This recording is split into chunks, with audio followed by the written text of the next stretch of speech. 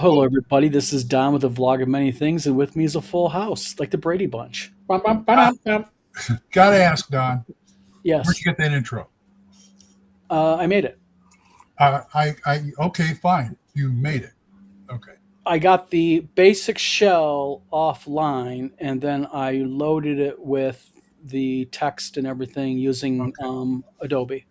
Oh, this is computer stuff. Never mind. It's the computer. It's a computer.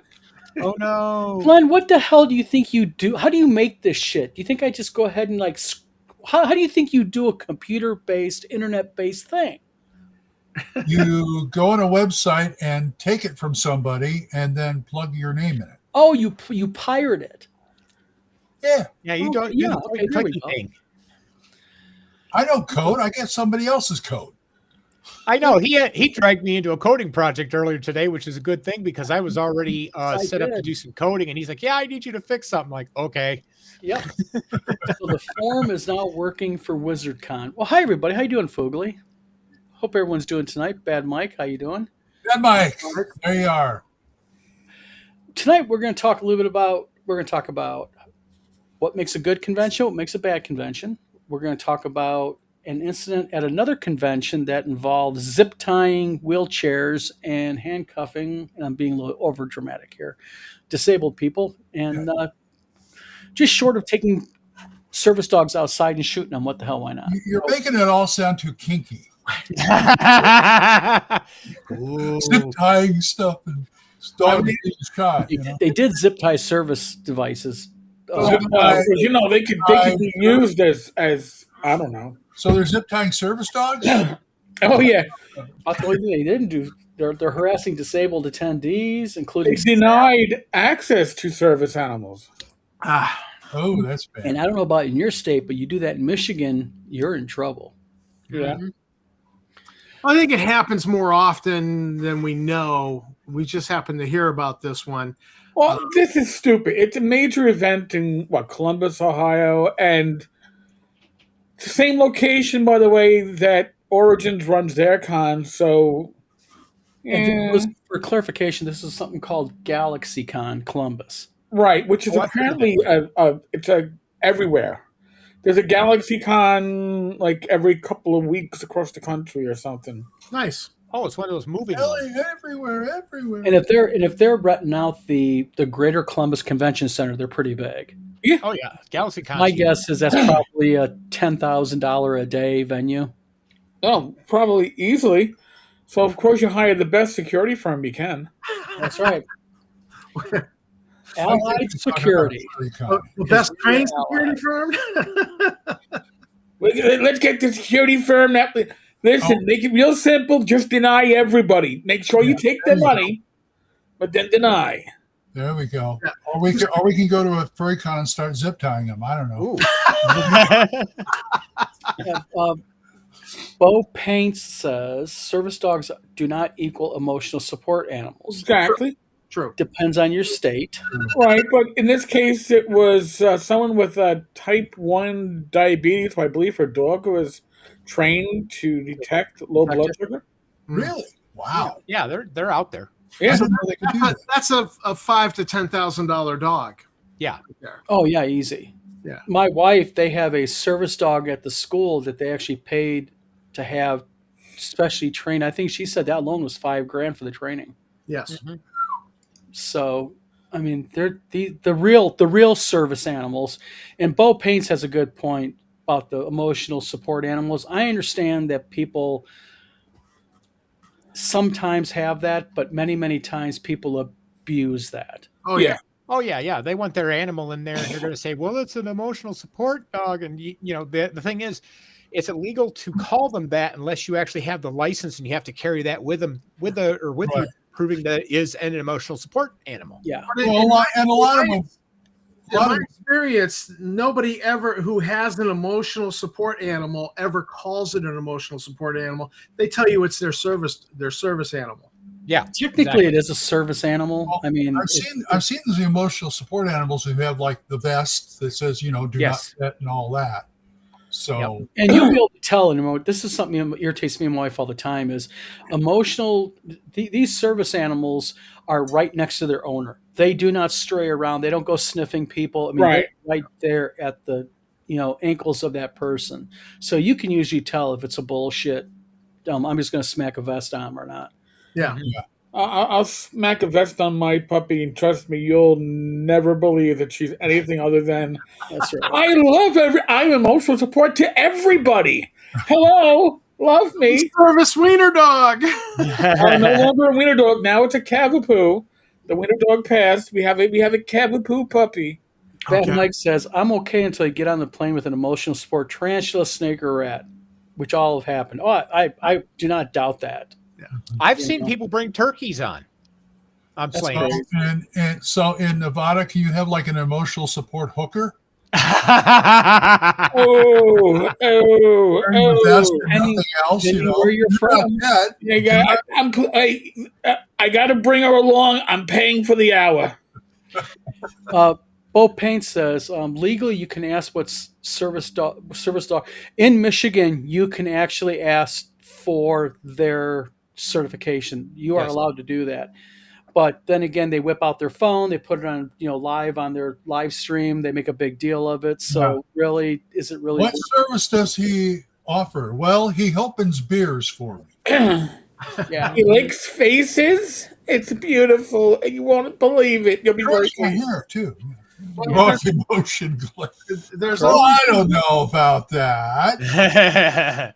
there's always Yes. the story that comes out of Florida. I heard years It's ago. Florida. Never mind. Anything you say, anything you're Man getting ready bringing to say is his not emotional Florida. support alligator on an airplane. that was a Florida man, right? It's always a Florida man. Florida man. There you All go. you got to do is say, this happened in Florida, and the instant thing I always pucker up and go, See, what I don't understand with this story either is like they were taking collapsible canes from blind people and folding them up and then zip tying them because they said it was a cosplay device.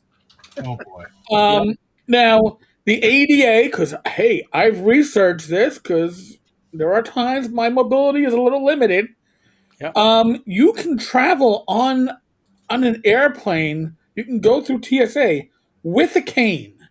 Okay? If I can fly with a cane and they can't ask a question about it, why the hell can't I go to a convention if I was legally blind with a cane?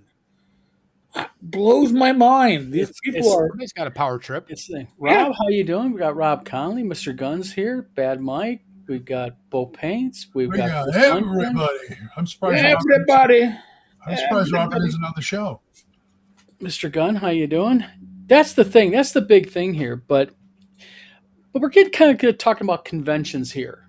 And yes, I am. And Bad Mike is the hugely experienced one of the bunch here. I am still in with my second year, but I want to kind of talk a little bit about what makes a good convention and what should you not do with a convention. And Good topic. there are a lot of people in here who have a lot of experience going to conventions. Bad Mike, of course, runs a fairly large convention that's been around for what? God, is he up? What, 15 years now? Something like that. I've lost track. I've been going since 2014. So Yes. So Well, for the first thing you don't want to do at a convention is randomly zip tie people. yeah, that's No. totally out. Or play killer. Let me just Chris Lundgren says, nose. I may sound crazy, but I have 2 guinea pigs that do help calm my nerves, and my doctor did write a note to my landlord at the time so I could keep them. Yes, but you don't take your guinea pigs. On an airplane. Yes. Doc from Lingo, thank you very much. Went ahead and did a super chat for $2. Okay. Much appreciated. Wow. My 18th year for North Texas. 18 years? Holy Yeah. shit. Wow. Bad Mike, you're getting to be elderly in this in the no, he's just getting to be elderly. Everybody else should. Period. He was ill yesterday. He dipped out on Talking Crit. By the way, Mike, just so you're not surprised, in 2 weeks, Talking Crit's on Tuesday, the 23rd. because I found out I'm not home on the 24th, and you'll be very lonely without me. Mr. Gunn says fast registration. I think that's important. Mm-hmm. Chris Lundgren says, I want a damn OSR Independent RPGs convention in SoCal, but it's like pulling teeth. Yeah, I'm in Michigan. Bad Mike's in Texas, so you're SOL unless you want to fly to What Michigan. happened? I mean, I used to go to OrcCon there, but I think OrcCon's gone now. is it? Yeah, Yeah. I haven't heard of it for a while. Yeah. Yep. Okay, I'm wrong. Rob Conley says, my limit is to run one event a day, and that's it. Still getting a handle on the whole I'm a vendor thing. You did really good at WizardCon last year. You ran your events, and your beautiful wife, unfortunately, was not able to attend very much because you had like a vehicle issue, transmission or something, didn't you? I thought Rob had a vehicle issue. I think you did. Yeah. Yep. How would I know? So let's see here. Bad Mike says, I can do the 23rd. Okay, good. Oh, OrcCon is still around, it says. Is Oh, it? is? Yeah. Chris is, yeah, it's in.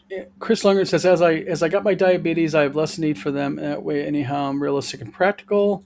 Rob says, I'm also a sucker for big production miniature war game that go all out on training props. Well, Joe Block messaged me the other day. He's coming to WizardCon, and he's setting up several games, and Joe really does the big. I mean, he's specifying he's like a 4x8 Yeah. table, you know? Yep. So we got him hooked up, and we won't have to lift He's up kinda tables like- over yeah. Darlene's head this time, so that's a good thing. Kind of like the Dwarvenaut. Can't remember his name. Yes, Mr. Gunn says a good usable website. That's why we have gotten rid of tabletop events. We're not independent yet of the new version of tabletop events that we're going to be utilizing, but we have got a website up that is, I think, really simple just to buy tickets. We today, as of today, have the ability for people to go ahead and sign up for games. They can or not sign up. They can go ahead and register their games, and then by tomorrow we'll have the event schedule up. What So- is what's the convention running as far as like badges go? How much? the there, I think we have 50 on them. 50? That's good. Yeah, for a weekend. It was either 50 or 55. Let me double check real quick. 55. I know, shame on me. me. 55. Yeah, it's 55 for a weekend, $80 for VIP, and then $22 for a day pass. Yeah. So I'm starting Plus to you get got the priced. $50 bribed on amount. yeah. I'm starting to get priced out of cons anyway. RPG Grandma, nice to see you. Hey. Yeah. Have not seen RPG Grandma in a few weeks. Nice to see you. Hope everything's all well. OrcCon is still around. Good. It's in February. I just looked it up Yeah, on fancomics.com. One of those cons that does it over President's Weekend. Okay. Okay. Like Mr. Dunkirk. Gunn says, clear instructions posted everywhere for us dummies who have trouble reading instructions. Well, that's one of the reasons why we got away from tabletop events is because I don't know how bad Mike feels about this. He's probably used to it by now. But tabletop events is not conducive to somebody who's not used to the site. Right. Not good for new conventions starting up. It's very counterintuitive. I found it a pain in the ass when we were trying to register for games at ShireCon. Yeah.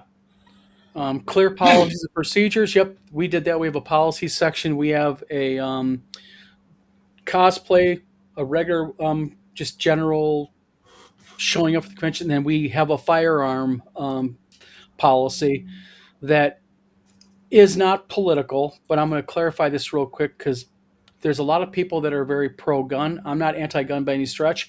However, in the state of Michigan, if you have an event that is over 100 people, it's considered an arena. And in the state of Michigan, arenas cannot have CPL holders, like you can't bring a gun unless you are law enforcement and you're legally allowed to carry it off duty. But for concealed carry, open carry, and CPL, you cannot bring a firearm to a event like that. So that's not us doing it because we're anti-gun. I already got accused of being that way. It's just because that's the law, and we've already talked to the Michigan State Police and the Emmett Township Police Department. And I'm going to tell you guys right now, if there's one police department in my area you do not want to F with, and that is the Emmett Township combat boot wearing, blouse boot, black coverall wearing police department that they are. They have zero tolerance for nonsense, and they are well known for no tolerance. Yeah, I'm not joking. You guys have no clue. Emmett Township is just like, but that's a good thing. Right, you know what to expect. How do people play games in that township? Well, that's the whole point. People don't sit there and mess around with Emmett Township. It's even well known around here.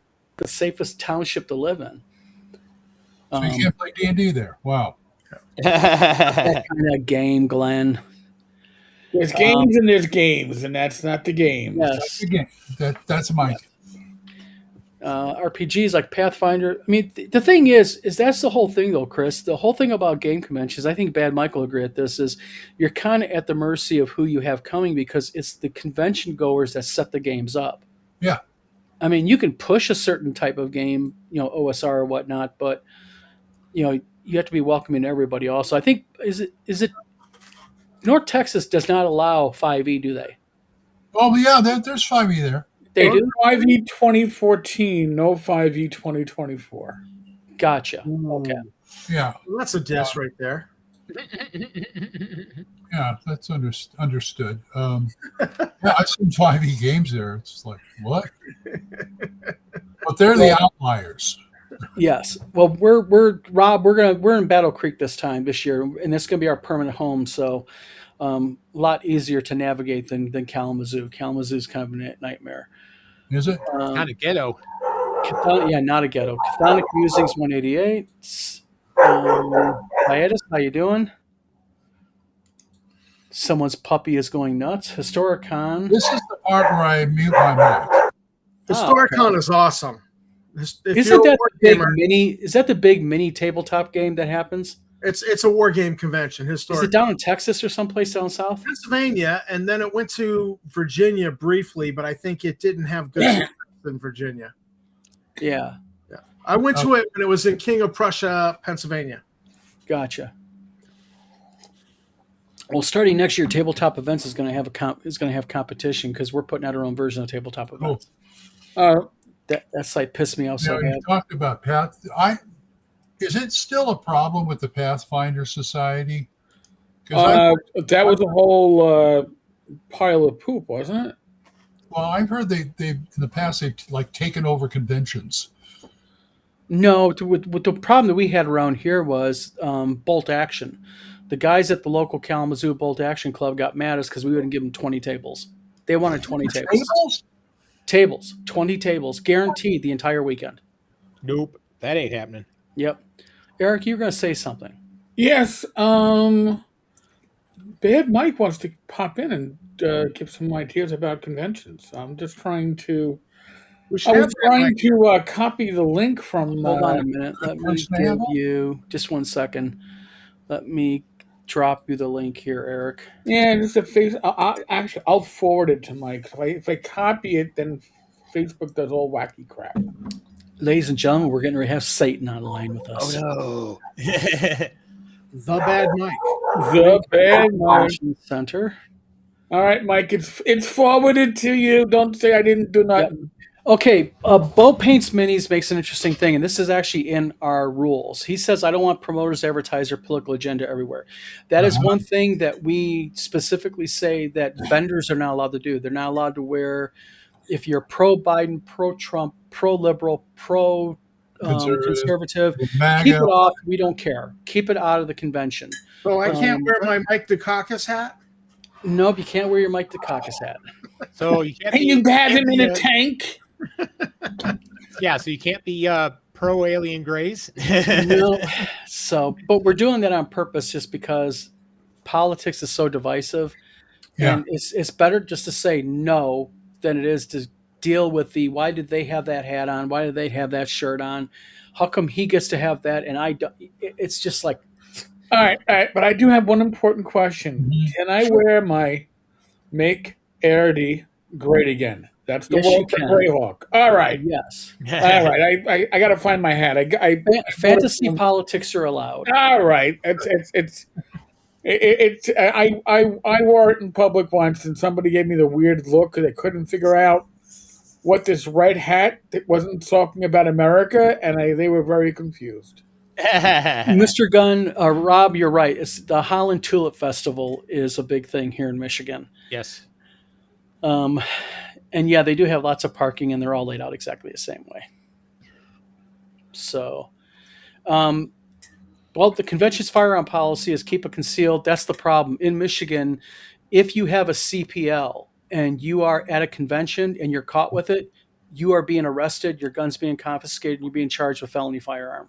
Mhm. They will. Felony. Felony. They don't mess around. They do not mess around. Michigan. It's because over 100 people is considered basically a venue. Oh,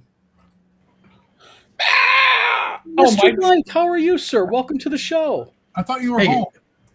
No, we're traveling back. This is our hotel room. We take it slow going back home because it's hard to get used to regular life again after a month on the beach. So Bad Mike is at another resort. Aw. yeah, we were at a resort where the cabana boys and girls, the Yep. free drinks, no, we didn't have any of that. We had none of that. No, I just want to jump on because you were actually talking about something I know something about. You for know a little once. bit about it, yes. I That's why we actually have know a you. little bit about it, and I wanted to make a couple points because you guys are Sure, go ahead. you're all making great points. By the way, everybody making good points. But first of all, a couple of things that were specifically asked. The thing of I'm going to go in order they're written. The guns thing. That's interesting. You said that, Don, because that's something that people don't think about. We had some people a few years ago that said, "Hey, Yep. do you allow guns at your convention?" And here's the thing: Doug Ray, who was the co-founder of North Texas, was an ex-Marine, ex-police officer. He carried at any one point 2 to 3 guns on his person at all times, and he's a big Second Amendment guy. Mhm. The thing with us is we told them, they said, we are in a hotel that we have to abide by whatever rules the hotel sets. Yes. So in other words, in our case, we couldn't say no to guns because the hotel allowed guns. So we couldn't be different than what the hotel was. And the same thing is with any space. Like you said, a convention center, most of the times they're going to be no guns allowed. And it doesn't matter if you support guns or not. You can't, if there's signage up there that says no guns allowed, you can't. We had the opposite situation where they said, yes, open carry, concealed carry is allowed, or no, open carry is allowed. So we had to tell people, look, we can't do anything about it. If you don't like guns, we understand. And if you don't want to come to the con, okay, but there's nothing personally we could Yeah. do about it. Because if the convention, we're in the hotel, whatever the hotel allows, and we had somebody in a corollary to that, we had somebody this year asked if there's a way they could limit animals because they're allergic Mhm. to animals. And we can't because Well, the hotel what's allows interesting service about that- animals, so there's What's nothing interesting we about can that, do. Mike, is in Michigan, the hotel allows firearms. Their rule is if you're a Interesting, okay. CPL holder, you can bring your firearm to the hotel. But the problem is events that have over 100 people are considered an arena. And Yeah. by Michigan law, you can't have firearms at the arena. And that was something I did not know about. It was the Right. hotel that brought that up to us. So I can't. Well, makes a good point, though. That's a good point, Don, is that really before you plan a convention, you need to go to your venue and Yes. find out how they stand on various issues. Because after the gun thing came out, we did ask our hotel, what about this? We found out that if you're in a hotel, you have to abide by whatever the hotel. Now, this is what's interesting. The hotel also has to abide by whatever the county Yes. says. For instance, during COVID, Texas had a very liberal policy when it came to wearing masks. In other words, you didn't have to wear a mask. And so people would say, well, people are going to be wearing masks. And I said, well, you can wear a mask if you want to, but our county specifically prevents us from saying you have to wear a mask. We would suggest you wear a mask, but we cannot make anybody at our hotel wear a mask because the county itself, the county would have Yeah. come down on us and said, whoa, you can't do that. So a good point to make, because this has to do with conventions, is be aware of what the venue allows, what the city allows, and what the county allows, and at the end what the state allows too. Because we had a couple years ago at a Gamehole Con, the county that Gamehole was in, Madison, where Madison is, that was the only county in the state where you had to prove you had that you had your COVID shot. All other counties had already dropped that because I think it was like 2021. It was after the COVID thing had passed. And Alex was like, do we really have to do this? They said, unfortunately, that's the only county in Wisconsin that you still have to prove your thing. Now, what he did was he said, well, so basically you have to check. Well, they checked, but what are you going to do? If somebody has a card, are you going to call up a number and say, is it valid? Is it current? Whatever. So as long as you show them a piece of paper that had an X by shot, you were fine. They weren't going to do any hardcore, but that was the only county. So yeah, he had to be aware that was the only county in Wisconsin that made you do that. So be very aware of what your venue, city, county, and state allow before you do a convention, because it may be at odds of what your audience wants. Your audience. I mean, maybe they have an anti-furry or anti-furry costume policy. So don't plan your furry con. And don't zip tie. You're going to show your furry license. Yeah. Well, that's what we ended up doing. Yeah, and make sure you have your furry's license. We ended up reaching out to Michigan State Police and also the local township police department, because we just wanted to make sure that we were going to be in compliance, and they basically all deferred to the state law that kind of oversees. Mm-hmm. And the great thing about that, Don, is it lets you off the hook, because the thing about the masks, Doug and I were like, look, it doesn't matter what Doug and what we want. The county says that we cannot we cannot make you wear a mask. So if you don't want to come and you don't feel like you can come, that's your own choice. But we can't do anything. It's illegal for us to insist you wear a mask at North Texas because of where the county we're in. So it actually gets you off the hook a lot in cases where people get all bent out of shape. You're like, hey, what can we do? This is what the county says. That was our big reply was, we got no choice, because it actually was brought up to us by when we just posted our website up, and the first thing I got hit on was the firearm policy. And a guy said, listen, this is Second Amendment. I open carry. Michigan's an open carry state. I'm bringing my firearm if I buy a ticket. And that's when the hotel said, you guys are over 100. And so we reached, like I said, we did our reach out. But you're right. It takes the hook off of us, because we can defer to the state law then. Right. But Here in Maine, it's constitutional carry. You have a Second Amendment right. You can just strap a gun on your hip and carry it. Now, if you have a permit for concealed carry, which is, you can get that. You can go to the police station. Michigan calls it a CPL. Yeah, you can get those, and that there are certain places that say no firearms, and that applies to constitutional carry, but not to a concealed carry permit. You see, there's the difference. In Michigan, we have constitutional open carry. We also have CPL, which is concealed pistol license. But the thing is, with Michigan, the way the Michigan law is written, there's certain areas that even with a CPL, you cannot bring a firearm. Like, you can't bring them to schools. You can't take a gun into a school, things like that. And so because of mass shootings and that thought, Michigan kind of adopted a law that said, listen, arenas are also in that. And then the way it was explained to me by the Michigan State Police was, a couple of years ago, there was a question of, what's an arena? So they just said, listen, we're gonna make it 100 people or more in an events arena. So that's kind of what they did. But Bad Mike makes a good point. It just takes the onus off the convention. We just say, hey, listen, it's a law. We're complying. And so, but I want to bring up a couple other things that you mentioned.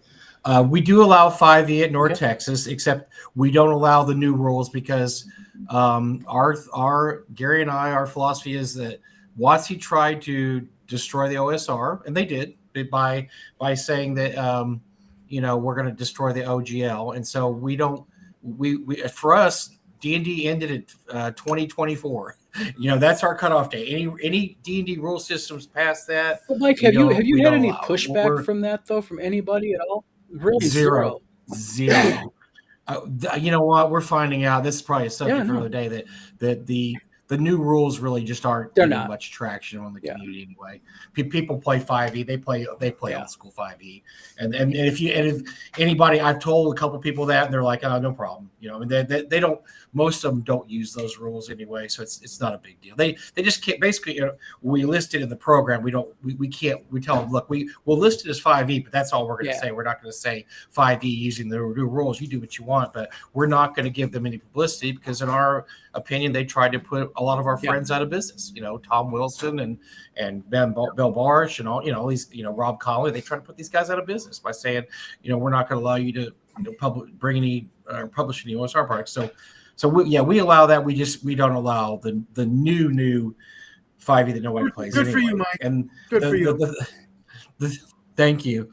And the thing about the Pathfinder Society, I've told this story a lot. That's one thing. If you wanted to talk about conventions, be very careful about who you partner with, because if you want to have a convention, most of the time you want to have a very inclusive convention where you allow pretty much any game that comes along. You don't.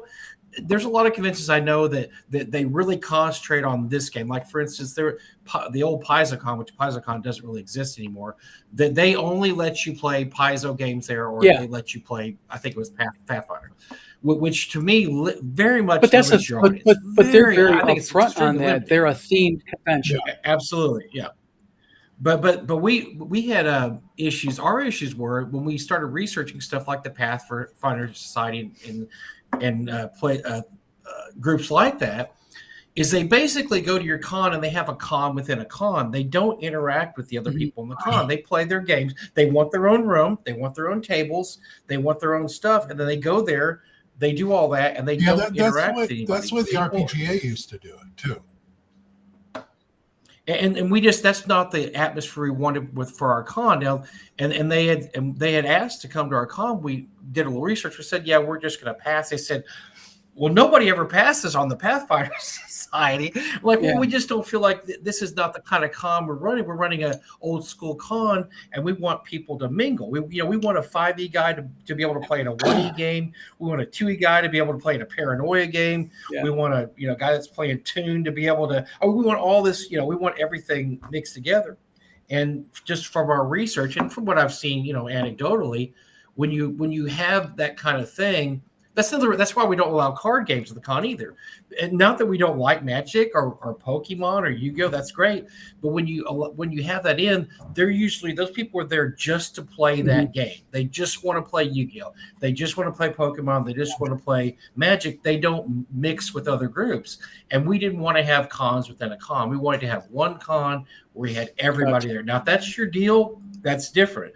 But I would tell you to be very careful about who you take sponsorships or money from in that regard, because you don't really want to have, one whole chunk of your convention doing one thing. That's why we said no to local something bolt else. action guys, because the local bolt action, they want to take over, half the con with their tables and everything. But that was a good decision, because like I said, I just think it limits you.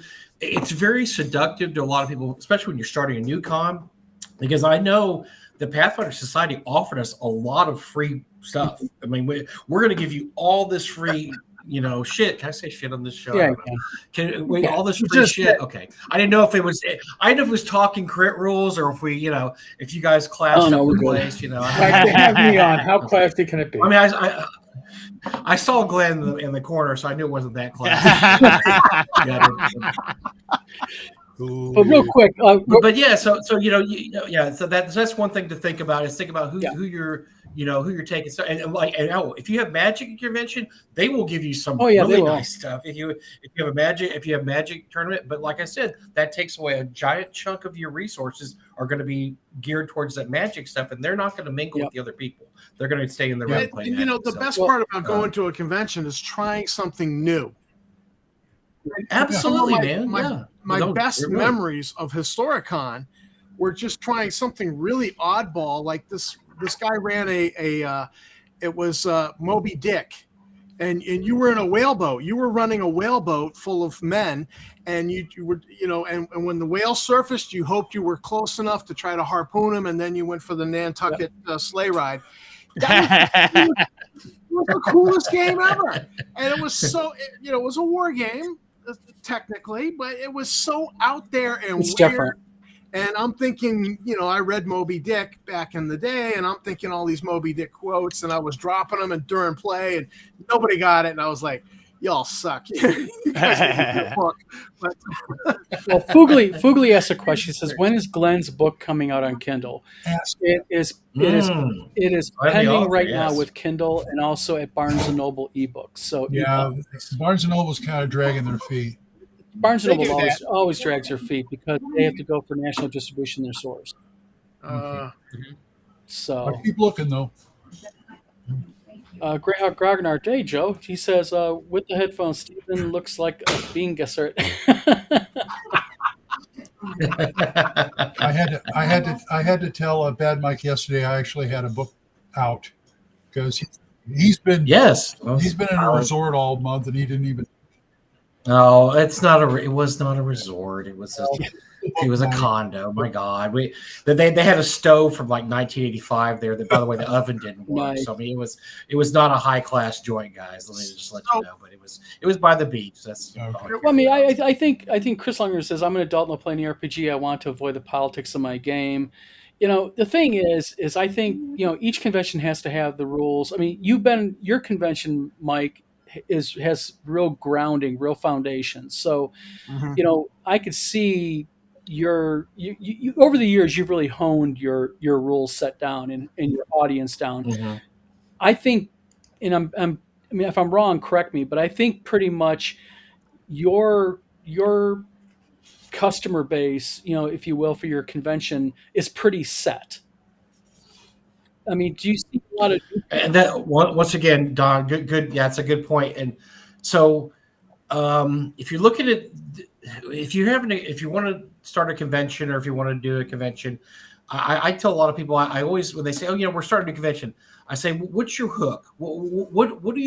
What is your convention's What makes it thing? unique? What do you like? What do you mean? Like, what is? Yeah. Are you just going to do Gennaro convention number 427 where everybody comes in and it's a lot of five, this, that, or do you have something that's going to make your convention? And ours is old school. Obviously, we do a lot of old school stuff. We have people that run Boot Hill, which very few conventions in the United States run Boot Hill. We have Bunnies and Burrows every year, which that is like, very few conventions. So we try to get these really old school, out of print games that nobody else has.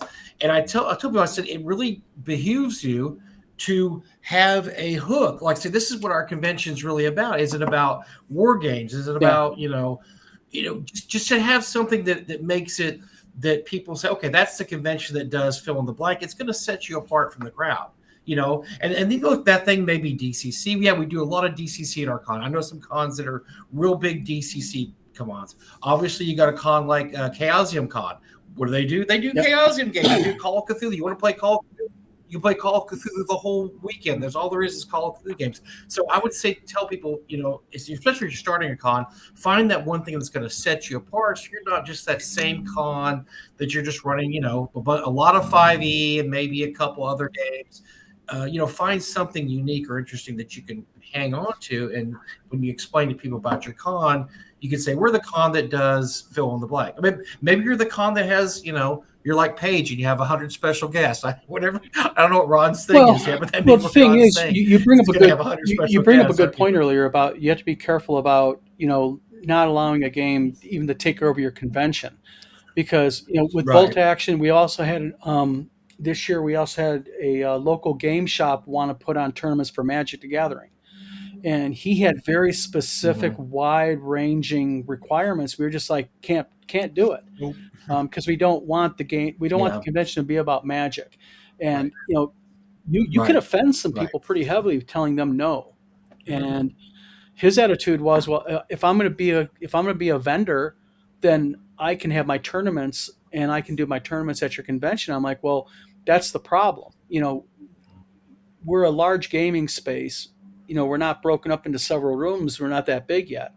So we're one large room, and you're wanting to do announcements and basically, PA it and have six tables dedicated around you. Yeah, you just can't do that. That's way too much. Yeah, that's way too much for one vendor, one person. And I agree with you, Don. Yeah, absolutely. You have to cast a wider net, because you're trying to get a lot of people there to play in his games. And it's like a tough one too. Yeah. The other thing you said, you talked about tabletop events, and so I have so many stories about tabletop events. But I will say that the pros and cons. The pros are, it takes that. You don't have to deal with it. That's something you don't have to deal with. You just, okay, we're just going to use tabletop events. A lot of people use tabletop events. If you have an account for, I have an account there, so it's good for any other convention that runs an event on tabletop events. And I've had people gift me, stuff from one event. Okay, well, yeah, I'm on tabletop events. You're on tabletop events. Yeah. Okay, I can switch my tickets over to you. That's cool. So it does some things like that. But I will say, even though it's been out for a decade, it's clunky. They don't innovate very well at all. Yeah. They're He's frozen. to a lot of things that you want to do. Doug had a lot of few with tabletop events. Okay, I'm sorry. You're kind of breaking up, Bad Mike. My bad. Mike, you were breaking up there. Is Bad Mike freezing up for everybody here? Yes, Yeah, yes. he's frozen. It's actually typical bad Mike. See, This is bad bad. Mike is like max headroom without the bandwidth. Gotcha, because he is absolutely locked on my screen. Yeah, he's actually locked. By the way, somebody asked what the name of my book is. It's When the Fat Orc Sings. Yes, So Fat look it Orcs. up on Amazon. it's on Amazon. It'll be on Barnes and Noble. Yes. Let's go down here. And Kindle soon. I'm sorry, guys. I'm back. That's why anytime I use a headphone, this happens. But you make a good point about tabletop events. The problem that I had with tabletop events was, as an example, on convention, it was the Saturday of convention. I had a customer come up and we had misspelled his name on the badge. Mm-hmm. And he was really upset about that. So I went back, got on the computer, and it was telling me that I did not have rights to access my account. Oh, So I was locked out of my own account on the Saturday of the convention. Plus, we were Nice. getting, Phoenix Con was having the same issues. They were on their Facebook griping about it Oh, boy. and such. So, what we're doing is we're just creating our own version of tabletop events, and if people want to use it, they can. We know that they have a firm grounding in it, because of the people are just locked into it. But hopefully with something that's a little bit more responsive, phone wise and such, a little bit more easy to use, easy to set up. We'll maybe start drawing some people to it. We're going to have to wait and see on that. Well, out of all the big conventions, Gamehole very famously uses their own system, and it works great. I mean, they have a professional system that somebody actually coded and did all the hard stuff for. Most conventions do not have those; they just don't have that ability, and they don't have the resources to do stuff like that. So that's why most people use tabletop events. It does what it does. Okay, it's not the best out there. Doug had a lot of running battles with them because there was just these really simple things, especially at the beginning, they could have added that he had to fight for. And I'll tell you, one of the things that was just ridiculous when we were on there, we found out that you could register for an event at a con without actually registering for the con. Yes. And Doug found that and said, this doesn't make any sense, because we could see some very nefarious scenarios where somebody could go, oh, I'm going to try to screw over Don's con, and I'm not even going to go to the con. I'm going to sign up for every event there. I'm going to do it with 10 times, and then I won't show up, and nobody, or worse than that, I'm going to run 10 events, and then I'm not going to show up for those events. Doug brought that up to him, and their reply was, well, nobody would ever do that. Yes, they would. And Eric, what happened at my con? And I'm like, Oh my God! Some certain nobody would GM ever do signed that. up and ghosted. Yeah, Yeah. we had a DM sign up for like a half dozen games, really? Mm-hmm. ghosted us, and it's like, And so it does happen. And so they reluctantly finally dug badger enough. They added a on-off switch where you could have that feature on or off, which was dumb because it should be on for Everybody, yeah. everybody. But the default was off. So yeah, you could register for I'm going to run 100 games. So they're very famously not that responsive about stuff. And Well, it's because they kind of have a monopoly. but also, they have a monopoly. but they got the monopoly, but also the code that they're using has been cobbled. It's not originally designed to be a Yes, tabletop event. very much so. It was just an event, a basic event for like weddings and such. And they've basically cobbled on all this code. And I noticed, like, as an example, when I tried to reach out to them when I had problems. Like I have a technical question. It's almost like they don't understand their own website because They might not, Don, because like I said, Doug used to have a lot of battles with it. And by the way, these are not the original owners of Tabletop Events. That guy sold it to these people 3 or 4 years ago. So these aren't even the original owners. They're using code from years and years past, and they're just adding. yeah. And you know how that works. They just add on to code, add on. They're not going to shut it down and start the whole thing from scratch. So they just keep cobbling code. Well, they're utilizing right now PHP 5. Jeez, yeah. And that's like way outdated. And so they're not even the problem that they're having is and again, you know, I know what they do, they do a decent, you know, job of what they do, but it's just because they got the monopoly on it. Yeah. And they have they got no reason to improve it. You know, no, I mean, there's no because they are virtually a monopoly, and like I said, and there was a time when I wish, unfortunately, Doug passed away, but he was looking at becoming a competitor at one point, and I think if he'd have lived or actually not gotten cancer and had the time and the energy, he absolutely would have done that because he had the resources and he had the knowledge, because that's what he did was computer code. Well, that's what we did. We looked at that. We were either going. We originally were going to go the course of we were going to basically do a different version of Drive-Thru RPG. But then I experienced Tabletop Events. I was like, no, I think there's a better market for build a better mousetrap. That's more easier to use, more friendly to use, and I think it can be done. So that's what we're in the process of been doing now for 7 months. That's very smart, Don. I think it's good. But by the way, we had an opportunity. So during COVID, so many people canceled events because everything was being canceled in 2020 that basically Tabletop Events went out of business because they had no business. Doug approached them to buy Tabletop Events. He wanted to buy it, strip it down from and then build the code all back up and having actual real coders do it. The guy was very reluctant, didn't want to sell, he didn't want to sell, but, and so they went back and forth for a while, and unfortunately, well, I guess it worked out. Somebody else ended up buying. And they're doing it, like I said, they do an adequate job, but it's not the best thing out there. But I will say, if you're starting a con out and you don't know how these things run, it's probably your best bet. It's just to use Tabletop Events. It is. Because like I said, but the biggest thing, and I'm computer savvy, and even I had difficult navigating their stuff, It's not intuitive, is it? At all. It's not intuitive, but let me bring up. I wanted to bring up one thing because you're talking about what makes a good con, and so this is something that Doug and I. This was kind of one of the things we lived by. We sat there. We said, okay, our con to be it has to do with pricing. How much your con, how much you pay your con, and we brought up pricing, and we wanted to have a father and 2 children affordably. How's that working out for you? Can you guys hear me? Okay, because it keeps saying it's reconnecting here. I'm on a Off and on internet. But yeah, we wanted to be affordable. Oh God. We wanted to be affordable for a family of 3 or 4. And at that point, that's when we decided to make kids free. Kids can attend free. I don't know if they can hear me or not.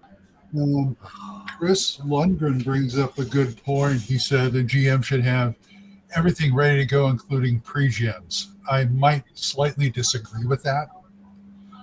Well, if you're running Ghostbusters, you don't need pre-gens. If you're running Hyperborea, Glenn, you probably need pre-gens. Well, I don't know. I try to pick out the simplest. I am speaking. We can spend time doing it and go. Thank you. No, you're fine, Mike. You're just really bad connection right now, so you're kind of jumping in and out. Like I don't know if you heard my point, but it was that we wanted to make her be able to afford to come to the con without breaking. Gotcha. Yeah. And so we had, like I said, that's why we do kids 12 and under free. And I think that's important because if people don't come to your con, obviously, if it's that expensive, I wish I could go to your con and bring the kids, but I can't. Well, then you're losing out on future customers. So these are going to be your future customers, the kids, eventually. Yeah. So I think that's very important. Think about how you're pricing Well, your con. and So that's why that kids are price free is for us, because our view on super it high. is kids are going to be the next generation. Let's get them into the gaming. Let's get them Yeah, into conventions and experiencing them. You know, Mhm. so Bad Mike, what is your child age cutoff for free? I believe it's 12 and under are free. 12 and Yes, under, I think it's Gary. Gary's not on tonight, but 12 and under are free. So yeah. We don't have a name specifically set yet for it. We have a couple different ideas, but we're kind of keeping that right now time to the cuff because we don't want people to be able to start Googling and start digging and doing on us right now. well, before we had that policy, Don, Doug would just do it on a per case basis. Like he'd have a guy walk up with 3 kids and he goes, "How much to come in?" And Doug's not going to charge the guy $400. Yeah. So it'd be like, how about $110? So I would charge you full price. Your kids are paying $10. He would do it on a per case basis, and eventually it was kind of it was a policy, but not a policy. When Gary came on, we decided to make it a firm policy. Yes, 12 and under Mhm. are free but before that, it was just a per case basis because Doug was a nice guy, and if he saw a guy walk up with 3 or 4 kids, he wasn't going to say, "No, I'm sorry, you can't afford this car." Yeah. You guys, he wanted them in the con. Yeah. And so he would say, yeah, he would just guesstimate a price, whatever. Well, with us, And, Chris Moneymaker says, "What do you do for offer kids when a family comes in?" With us, we're actually having kid-centric events. Like we've got a mini painting contest. We've got droids and robots coming from Star Wars and such. They're going to be there. Kids will be able to interact with and take pictures with. We're having like a kids coloring contest. We're going to be running a role-playing game for kids, like a contest for children. They're kind of bring them into gaming, that type of thing. But I don't know what you guys offer for anything kid-centric, Mike. yeah, we have some specific kid games. We do have people that volunteer to run games every year. I know Noah Green does it, a few other people. So yeah, we have kid games, and they actually go over really well usually. God knows the GMs that run those events deserve a medal because it could get out of the younger the kids, the more out of control the event can get. But they're having fun, right? That's what you care about is you want the kids to come and have fun because you want a kid to come to a convention, their first experience to be really fun. You want them to have a great time, and so that's I think that's important. I know a lot of cons they don't really frown on kids, but if a kid appears at a table, everybody kind of like, oh, Yeah. great. But that's up to the DM. We have the DMs are able to list on there. I want just an adult audience. That they can say, kids friendly, not kid friendly. They're able to say that in the description. M. Mellon so, says it feels like travel and hotel costs are main constraints, not the price of the con.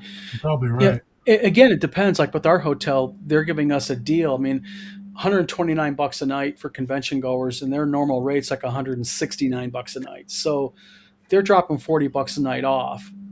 Awesome. No, that's nice. That's yeah, really so nice. that was really cool of them. Plus, what they did with us was they got a bar and a restaurant there that's normally closed on weekends. And I basically just said to them, I said, "Hey, listen, you know how much money you're leaving on the table here?" And I had a convention with the general manager, and the general manager said, "You're right." So now they're staying open late. On the weekend, both the bar and the restaurant. So Nice. it's nice to be part of have a hotel that's willing to do things with you and work with you and understand. That's a good point too, Don. Yeah, if you get a good repertoire, because it's weird to me in this day and age, and I know you've had issues about this, Don, to get people who schedule a con, they don't like games or don't know games or don't want games. It doesn't make any sense because anything I don't care if it's a lawnmower convention, furries, okay, but it's in there filling up rooms. Why would they care? Just get it. And most gamers are respectful, older people who spend a lot of money. It drives me crazy at this day and age. You still find some convention venues that are like, oh yeah, we don't want gamers here, or we don't want your kind of people here. Why? It makes no sense. Well, I'll tell you what.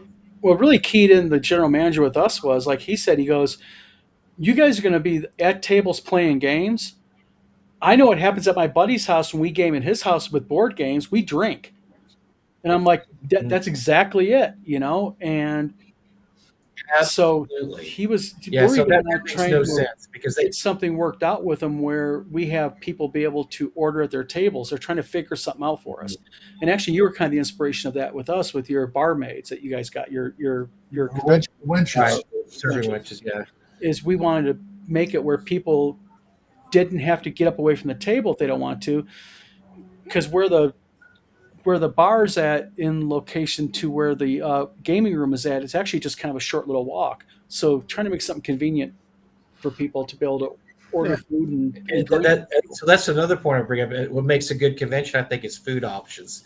And I'll be the first to say that I think North Texas, I mean, we're kind of stuck where we're at, which is we have a restaurant in the hotel, we have a Denny's across the street. And that's really it. So that's why, that's why we've invested very heavily in food trucks. And every year we'll have at least 3 food trucks because we're not in the best location when it comes to food, food venues. And I think that's very important because, when you run a con, you think, okay, gaming, sure. But you don't know, like you said about drinking, people come and they eat too. They want to eat. They want to eat during the games. They want to eat after the games. They want to eat late night after they're through. And if you don't have any really food options around there, I think it limits your audience in a lot of ways.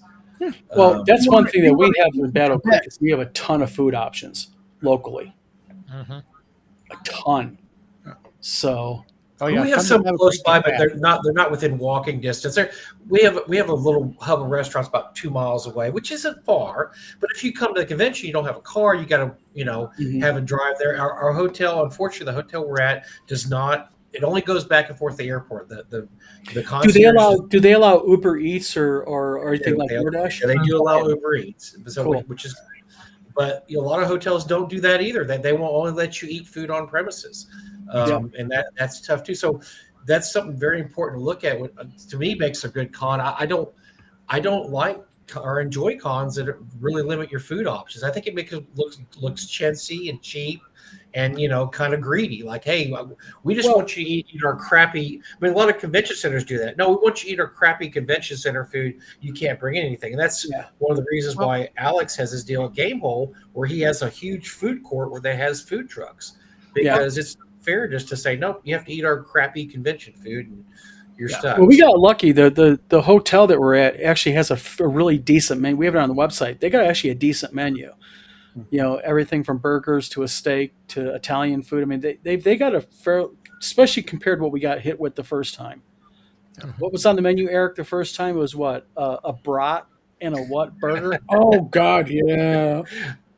Some people live off that. But, our issue with the hotel is just that it's expensive and it's not very many options, and it's a small dining room. I mean, Eric's seen it, and Glenn has. You can't fit more than 6 people in there. You have to have other options, and for the most part, we'd rather have people not have to travel. We were trying to make things easier for them, so we try a variety of food trucks, and that seems to. We're also very lucky. Our hotel allows food trucks. Some venues don't allow food trucks. I know Page does. They don't. The venue there does not allow food trucks, which help them. Ron and I have talked about it. There's nothing you can do about it. I mean, it would help them a lot if there was. And the venue has basically no food but pretzels and hot dogs. Pretzels were $6. Whatever was I don't know, 10. It was. What was $10? I know I bought 1 pretzel and 2 sodas for Rach and I, and it came to $22. Jesus Christ! That's Disney World prices, right? Yeah. Well, I thought $9 for a burger and fries at the convention we're going to now. I was worried about that being too high, but geez, I'm going to go ahead and embrace those prices at the hotel. Those prices are fine, man.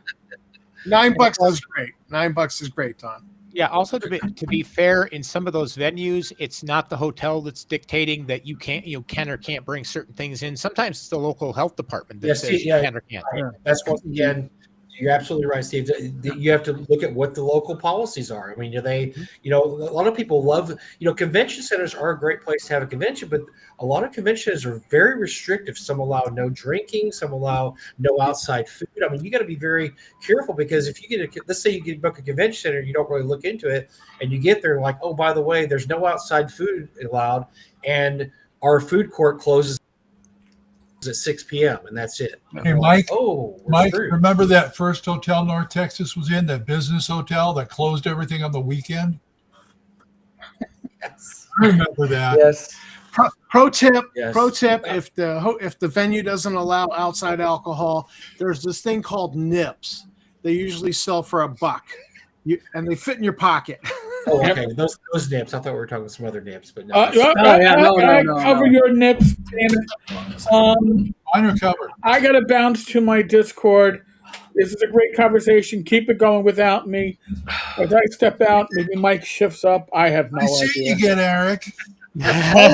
Run, Oh, run. Bounce as well. I got to go help. We're going to have this guy there also. He's booting up right now. Who's that? Yeah. Hmm? I'm afraid to even ask. All right. Booting. Thank you. Say hi to everybody. All right. I'm out of here. Eric's I gotta got to go. go help somebody with something. So I'm So gonna move up 2 squares. This is great. great conversation. This is like Hollywood Squares. Kick him out. Kick him out. Later, Tom. We miss you. We love you. Bye. But Yeah, yeah, Paul in for the win. what's that? Said Paul in for the win. All right, we got rid of those buzz kills. No. Yeah. I love those guys. Start talking I'll about talk nips there. and everything else now we can. Jim Bubs Yeah. is out of here. So, but yeah, no. I just think that the whole thing with with us, it's convention's new, and I've made it no. And I'm not just saying this because you're on here. I've made it no secret that you're kind of like our template we've been looking at. I Because appreciate it. Well, I mean, I think the secret of the good con and the cons that I like the most, they're ones that they evolve organically. They just kind of you start out. I think Chris had said earlier, hey, what's to start a con? The best thing to do, and you have a good idea. Civic Center is a great idea. Just start out small, see what you like, see what you don't like, and then just work from that. And then you'll evolve. You'll start evolving. You'll say, okay, here's something that people like. Here's what they don't like. Like one of the reasons we have serving girls is because that was something that people asked about. They said, man, I would love to eat while I'm doing doing a game, but I really don't have the time to run and get it and this and that. And we had a guy there, Jeff Dale, who used to write a lot of Judges Guild stuff. And his real name's Paul, but then Jeff Dale's his pen name. But his daughter was a serving wench at a local Renaissance fair. And he says, well, she's willing to come up and grab food for people for tips and stuff. And so she did it, and it was a hit. People were like, this is so great. I can order food at my table. And so we just expanded from there. I had a friend that was a professional well, that's what she did. That was her job. Was she worked professionally. She would work bar backs at conventions, and she was I don't know what you call them, publicity girls. They're the girls you see at like car openings and restaurant openings, and they hand out stuff, whatever. And she said, "Oh, I'd love to work your con. I love gaming." And then she had some friends, and so on. And it's evolved the system we have now. We have 4 girls that come every year, and they're professional. I mean, that's their job. That their job is, they do that. But that's one thing that just evolved organically out of, boy, it'd be great if we could get people food, and the best part of it, Don, is that now other conventions copy us. Yeah. Because the conventions go like, oh, yeah, we have serving girls. We're like, we did that 15 years ago, dude. Yeah, we've had that for a while. So, but nobody did that before we did it. Nobody did that. Joe Block is not going to let us live down the Arby's Crack House. Oh yeah, You have to have been there to understand this, okay? There's this Arby's right outside our old venue, and Joe's right. This place is just like, this Arby's was like the most. I wouldn't doubt there's fucking crack and methamphetamine out the back door right through. What neighborhood is this con in? No, this is our first one. We were actually in a nice area, but it was just like this little mini block by the airport that was just a little center of not the best place in the world. Yeah, so Hoodsville. Where we're at now is really nice. Good. Yeah. Glad to hear it. That's another thing about cons. You got to get a nice place, a nice area. Yeah. You don't. Yeah. Chris, I say, Chris, if I know Don is amenable and I am too. If you ever want to contact me or Don, just let us know. Any advice I can give Yeah, you happy about to. running a con, I'd be happy to. I know Don would too. It only helps us to have more and more small cons. That's me. That's my attitude. It's like some conventions act like they get pissed off if you ask them for advice. It's like, no, more the merrier. I mean, let's get more conventions going, Mhm. Um, Probably yeah, don't like I have yet to go to a bad con. Now, bad players at a con, that's another thing. I can't stop that. It's And I'll just tell you guys right now, and I'm sure Michael confirmed this. If you're going to run a convention, though, it's work. I mean, it ain't like you're gaming and having fun the entire weekend. You're busting your ass. You're working your ass off that entire weekend. Oh, Don? I had fun at other cons. I just got back from a con in East Texas called Long Con. I had a blast. I had more fun there than I had at my con because what are you doing during your con? You're running around making sure everything's working, and you're not sitting down and having fun. Yeah. And so, it is. It's kind of you just have to do it because you love gaming and love to see other gamers. Because you're not necessarily going to have the best time at your own con by any means. Yeah. You're going to be Hey, running Don? around I'm sorry. putting out fires. I want to ask Don a quick. WizardCon last year, did you have to bounce anybody? We had one incident with a guy with a service dog. He was a vendor, and the service dog was growling at people. And so they made complaints. The convention came up to me and said, "Listen, you gotta get a leash on him because his dog is loose." I talked to him. The guy was not happy about it, but he put a leash on it. But he made sure everybody knew that we were making him leash his dangerous. Watch out for my vicious dog, he would say as he walked by. It's like your dog's growling at people, guy. I mean, service dogs don't growl at people. And I'm not talking about people. And people weren't walking up to it to be mean. The dog was wandering, growling at people. Oh. Yeah, and you're liable for that, Don. Yeah. That's liability. Yeah, you can't have that happen. And then you got Heidi and Eric Gygax Garland who bring their little dog, and that dog is like the most well-behaved little thing in the world. But then the service dog who's got the service vest on, all that, it was a problem. So that's too bad. I mean, so long as I've at North Texas, I think I can count on one hand how many people that have been bounced from the con. Not very many. For 18 no, and that's a funny thing. Out of the entire weekend, that class that was my major issue, and I was just so happy. I was just like, if that's my biggest issue, I got to worry about for my first convention, first 3-day convention at that, then I'm going to go ahead and take that and take it as a win. Yeah, I would. But yes, it is, Matthew. From that goes Hammer. Yep. Honestly, that's the thing. That's another thing. I don't know how bad Mike. Go ahead, Mike. What? What are you saying, Mike? We didn't hear you, Mike. I was all the I attend. Honestly, I think the least drama is. Yeah. Oh, I'm sorry. But Chris Lundgren says we use Cal State Back Fullerton again. Campus Convention Center for a small convention. Many Haven't seen community kind of colleges and option. Go And that's the ahead. thing with us. We're very limited here in my area where we can have conventions at. Battle Creek has a lot of hotels, but this hotel is the only one with convention space, and it's not anything large, But we're not wanting to exceed 400 to 500 people, anyways, at our convention. That's what we want to cap at. We're not going to go any more than that. Well, to We use wanna keep another it small. convention that I used to go to as an example, when they first started out, they had the what is the groups that you get together and you do baseball, cards, stuff like that on college campuses. But Oh yeah, they're the Comic-Cons. yeah, it's just the groups where you get together and everybody does the same thing and stuff. Anyways, they were the anime clubs. That's what I'm thinking of. They were the anime club on campus, and they started JFAX. And they went to one of they ran the convention over in one of the lecture buildings, and they ran it there for years and years and years. But eventually the thing got so big, the college says, okay, y'all move out into your own arena now because we can't have you here because we don't have anything large enough for you anymore. Well, that's what happened at Kalamazoo at their convention. They had their gaming convention. I forget what they called it, but it was there for years. And they ended up telling them, you guys got to move. This is too big. Yeah. So they just, instead of moving, they shut it down. Ew. So That's a bummer. That's a bummer. What did you, Mike? What did you cap at? happy to talk to you. Yeah. we're capped at 600 now, and that's it's probably not getting any bigger than that. We were capped at 500, but really we were having 600 because 500 was how many tickets we would sell, and then we do walk. We're having another 8 so walk-ups. So we're really not letting more people in the convention. Easier for Gary that way they're pre-registered, and so we're getting that's pretty much what our real number was anyway. It was about 600. But we're doing pretty good. I would say only right now. Our website's only been up for 3 days, and we've already got over 125 people registered in 3 days. That's great. That's awesome. So that's doing really well compared to last year where we were at. I would say one of the things discussion of the convention is I would look at also attendance and venue, the venue versus the attendance. Yes. Yeah. I went to a convention called Tyler Rose Con.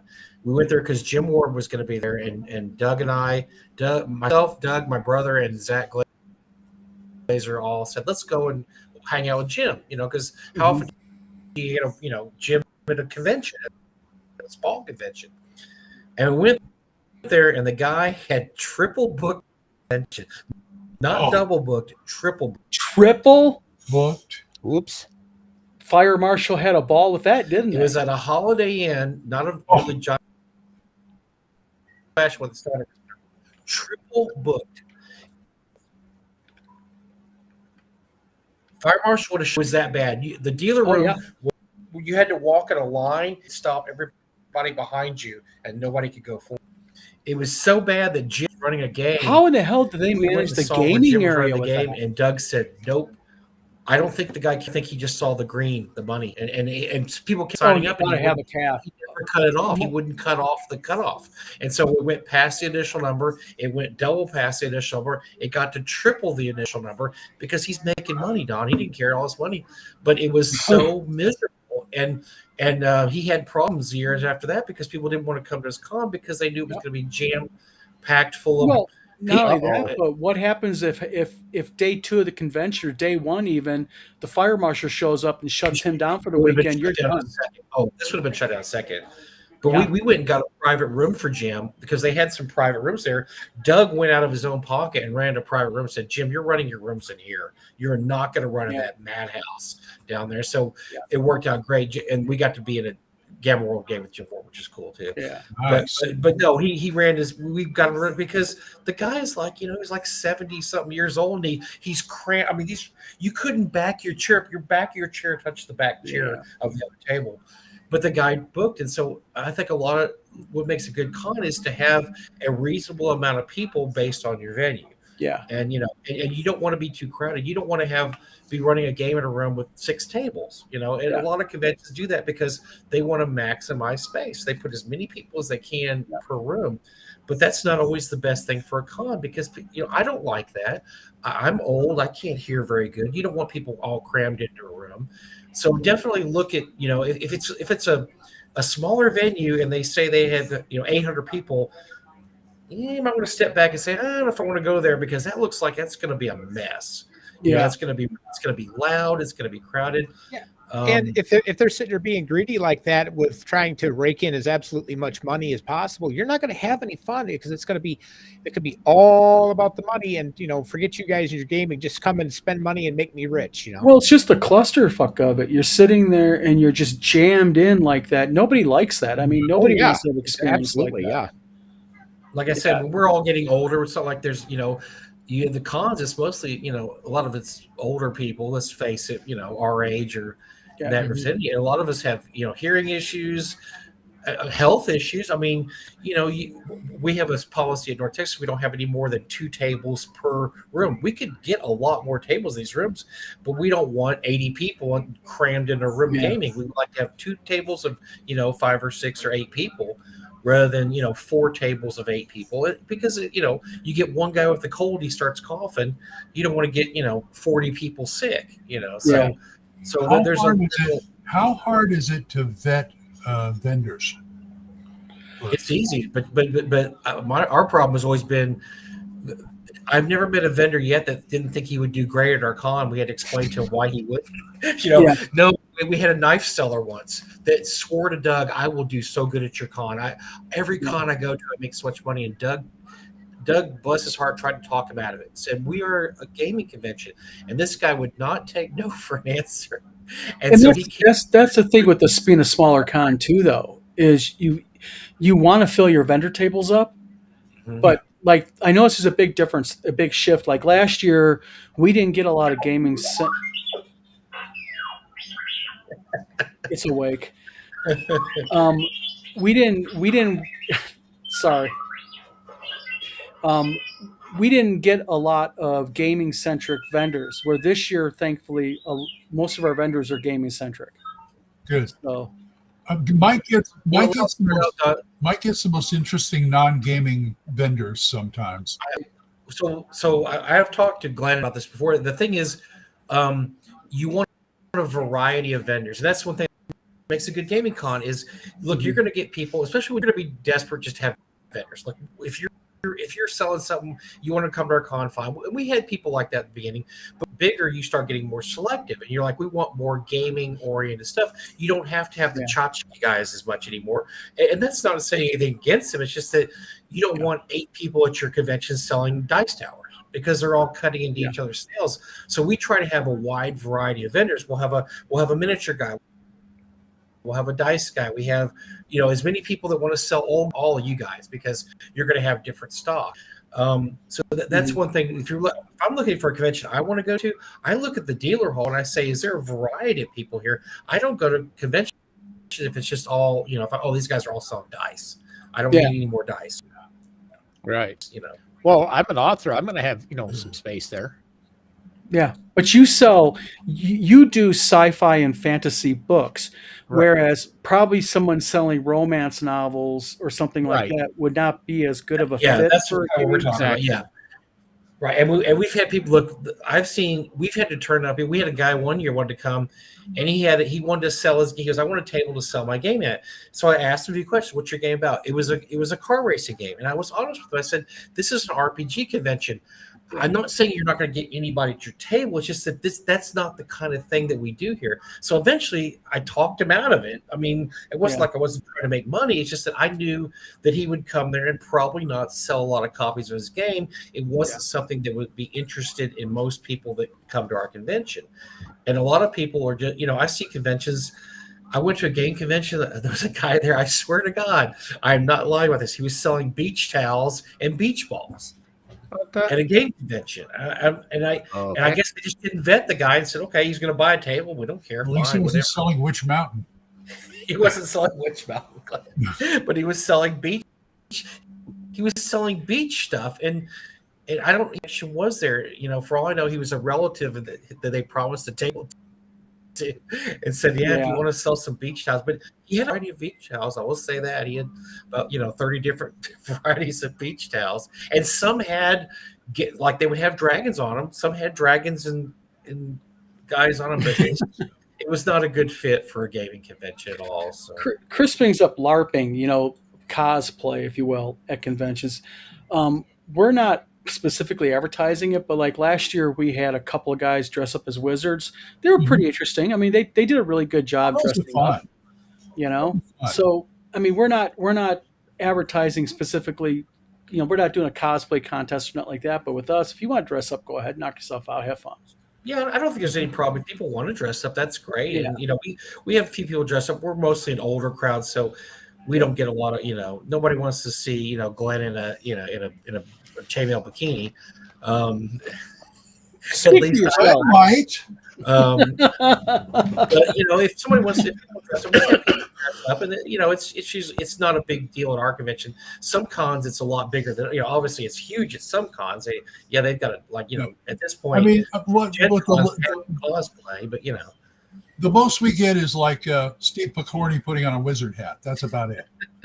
We get a few people dressed up this year, Glenn. We had a couple people put some armor on, swords, but it's one thing. Like Don said, we don't advertise it like, oh yeah, this is a big deal. It's just like, if you want to dress up, fine. Whatever. We're not going to make a big deal of it. If you want to have fun, however you want to have fun. We are anti-furry though, no furries. I know talk about that, but they just have a bad rep. for some reason, the furries and the vampire guys have gotten bad reps. They got really bad reps. and it just we're kind of out on both those. We don't have Or live, vampire, it was cyberpunk. Yeah. we don't have any live vampire events either because that has Yeah, got bad Gene reps. Spreckle, he was the necromancer at WizardCon. He actually, Gene, I just said it a few minutes ago. I don't know who you were. These guys did a top-notch job of dressing up. I mean, they really put a lot of thought into their costumes. Really, really good job. So, Gene, hats off to you on that. You know, But furries, I don't know. Steve, you bring your furry costume this time? The only furry thing coming with me is going to be my cat.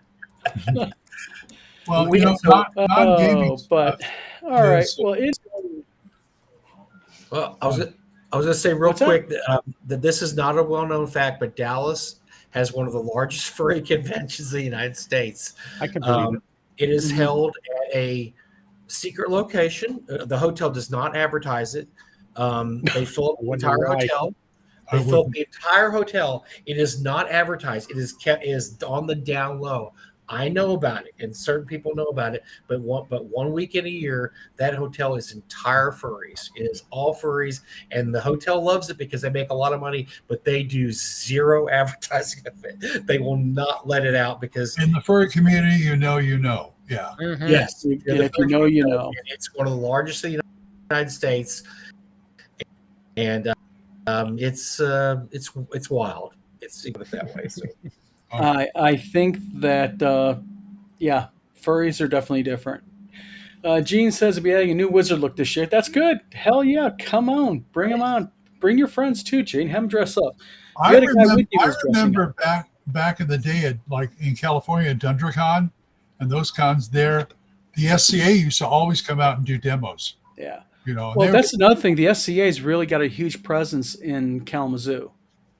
they could do like fighting demos and stuff too. They come out We're there not set up for that here though, and where there. we're at. That's the big thing about it. Yeah, you got a nice outdoor area. Yeah, they can do that. Yeah. I wish we had an SCA. We don't really have a presence. It wouldn't bother me at all if we did. If somebody wanted to come and do that, that'd be great. But we had a couple guys wanted to put on an archery demonstration at one point, but we couldn't really figure out how to. It was going to be logistically really hard, and you don't want arrows flying through a convention. That gets. Not good. It's kind of discouraged. Yeah. Yeah. But we would have been okay with if we could have figured out a way to do it. We just couldn't figure out a way to do it. So But gentlemen, it is going on 9:30 here. It is. We should There- wrap this up. Mike, I'm thank going you to for coming dungeon, on which is tonight. why Yeah, I don't thank- allow it in my game because you can't arch a longbow in a dungeon. What's that? What's that, Mike? Oh, I said they showed us why you can't carry a longbow into a dungeon. Yeah. That's Because right. there's a lot of arch in there, and if you're in a 10 by 10 hallway and you've got 3 fighters and a magic user in front of you, you're gonna hit Yeah. someone in the back of the head. There's no way. You're gonna Crossbows are better. Crossbows that's are why better. crossbows are good.